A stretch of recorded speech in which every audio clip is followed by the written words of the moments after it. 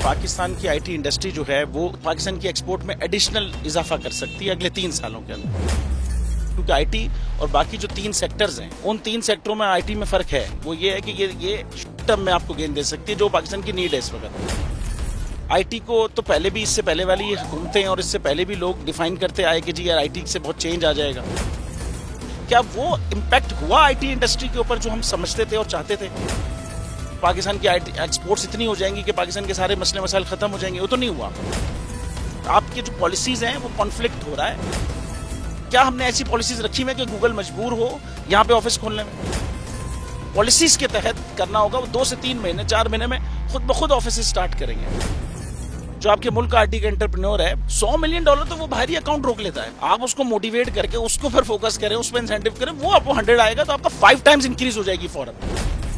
Textile में हम क्या करते हैं, हम उठाते हैं बाहर के किसी ब्रांड के लिए टी शर्ट यहाँ बनाते हैं, उसको दे देते हैं। लेकिन अब आईटी के बाद अगर आप अपना ब्रांड बना के लोगो वहां पे बेचेंगे, चाहे B2B बेचें चाहे B2C बेचें, पॉसिबल है। पाकिस्तान की जो एक्सपोर्ट में ये $30 अरब से ज्यादा का इजाफा इससे हो जाना खाली यार। गवर्नमेंट के फंडों से इदारे बनाकर और उनके थ्रू कोई रेवोल्यूशन आ जाएगा, सवाल ही नहीं है।